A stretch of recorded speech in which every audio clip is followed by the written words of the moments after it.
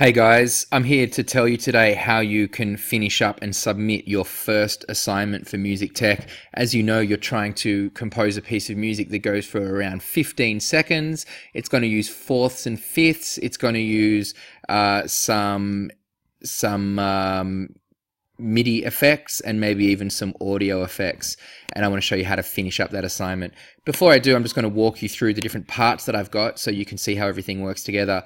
In my first lane here, my first track, I've got an 808 drum machine, and you can see that I've relabeled using Command R. I've relabeled the first clip kicks and snares, and this one is called plus hats. So let's have a listen to what they sound like. By the way, it should be clear that when clips are in the same track, you can only play one at a time, so you can have your track develop. Here's the first one, just kicks and snares.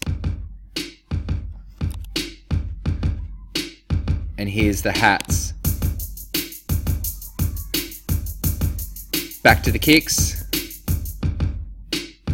And you should notice that when I push the play button, it doesn't actually start playing till the next bar comes around, which is this bar, which is set up by here. So if you have this set to none, then it'll change straight away.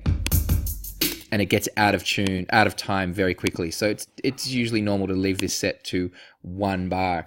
In my second place here, I've got a bass line which uses fourths and fifths. It's in the key of C, and the notes go C, F, and G. Have a listen.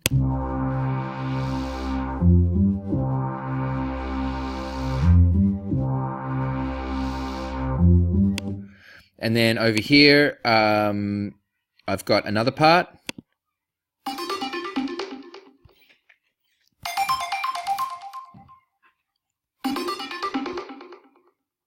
That sound was created using an arpeggiator and holding down the notes C, F, and G, which of course is the tonic fourth and fifth in the key of C. The last sound sounds like this. The last one that I've recorded sounds like this.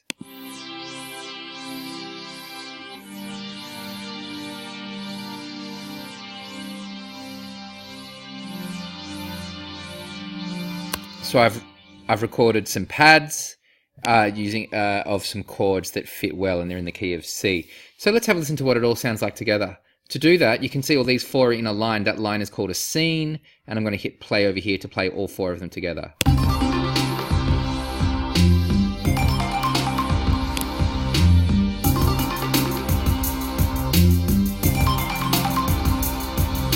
And did you notice halfway through I clicked play here so that we got the hi-hats come in. Now this is where things start to get interesting, because you can use these clips to create your final arrangement, which is going to go on this side of live. And of course I access that by pushing the tab key.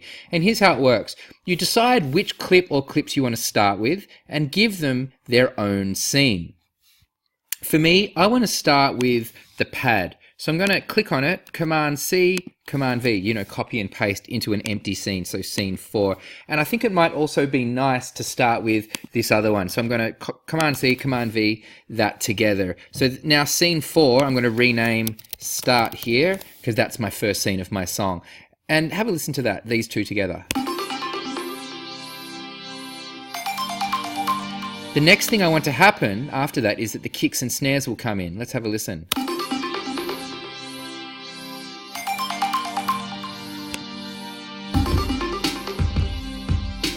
So what I'm going to do now, that's my first scene here at what was scene 4. Now to make the next scene have these three, there's a special key command. I click on this scene, so now this one is highlighted as you can see, and if I push Command Shift I, or if you prefer, right click, and you can see here, Shift Command I, capture and insert scene, that will capture the ones that are all playing right now and create a new scene with those. So watch this, when I push Command Shift I, it creates a new scene with the ones that were playing.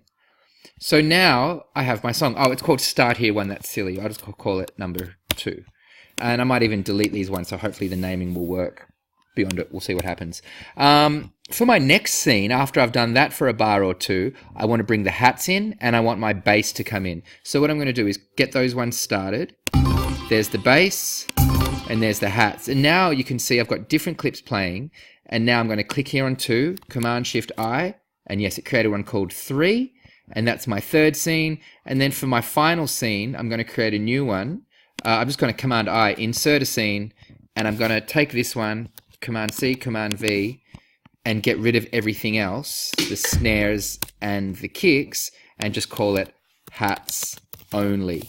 And so now this is my whole song. Have a listen to it.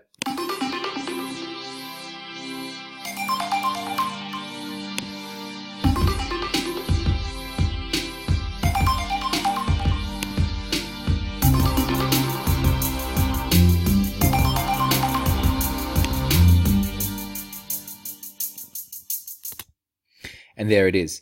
So now to submit that and to record it, I need to record an arrangement of that to lock it in place. And here's how it's going to work. Oh, you know what might sound nice is to have those pads at the end with the hi-hats. So I'm just going to paste those into there.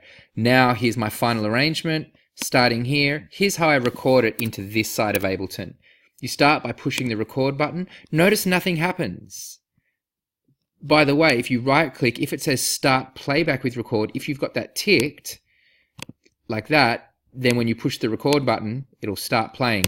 And we don't want that to happen. So I'm going to untick that, stop all my clips. Here we go, hit record. And now as soon as I start playing a clip, Ableton's going to start recording. So check this out. Right now, my arrangement view is empty. And in a moment, it's going to fill up. And I'll show it to you as we go. I'll just delete that bit that I just recorded now. So my clips are stopped. I'm going to press record to start, and here we go. And you'll see it's recording on the other side as well. See, there it is, recording. Start my next clip. Start my next clip now. Start my last one. And stop. And there it is. So when I hit tab now and I go around to the other side, you can see that what I've recorded, oh, it's actually a little bit longer than what I'd hoped. It's around 20 seconds. There's a few things I could do here to fix that. Oh, first of all, you can see how everything's a bit grayed out. To listen to what you've just recorded, hit this orange button here. Now everything's there. What could I do? Let's see. One way of making this fit into the 15-second time limit is by increasing the tempo. So now it's at 127. It's much faster. Let's see how it sounds.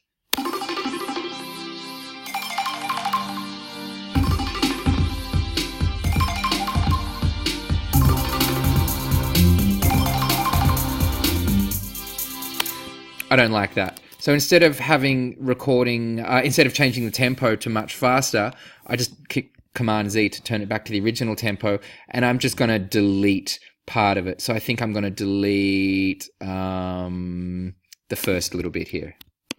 So just delete that, move everything back, and now I'm going in just a little over 15 seconds, which is much more palatable. And this is what it sounds like.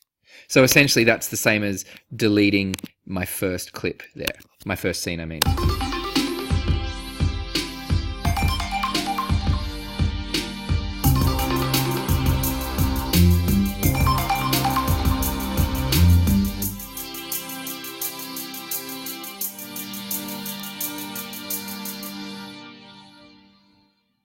And there it is.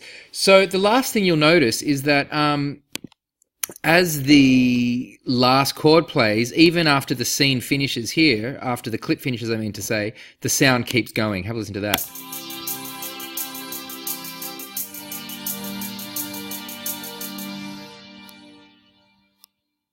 And I notice it's stopped by about there. So our final stage is to export it as a WAV file. A WAV is an audio file. And so what I'm going to do is I'm going to select the range of time from here all the way to the beginning. You don't have to select all of the tracks like that. It's just a range of time from the very start of the track to where you want it to stop recording. So out to there is fine. If you stopped it here, at this point here, at the end of bar 6, then you would lose the end of those that chord. So I'm going to push it out to here, and to record it now, you go File, Export Audio to Video. The shortcut is Command Shift R, and you're going to export it to. All this should be as it is here. The render length is about 8 bars.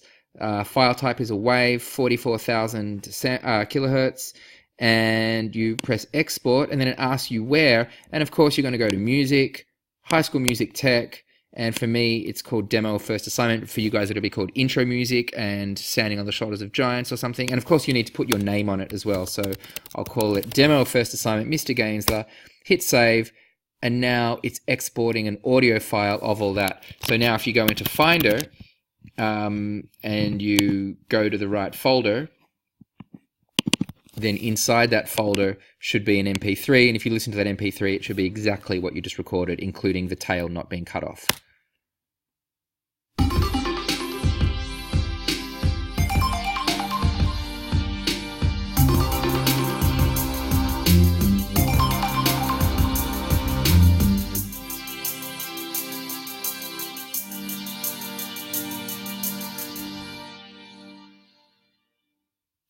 And what I would like you to submit on Google Classroom is both the WAV file of your assignment and the ALS file of your assignment. So you can see one is called demo of first assignment, my name, .wav, and the other one is demo of first assignment .als. And of course it'll have your name on it too. Those are the two files I want you to submit. I hope that's clear for you.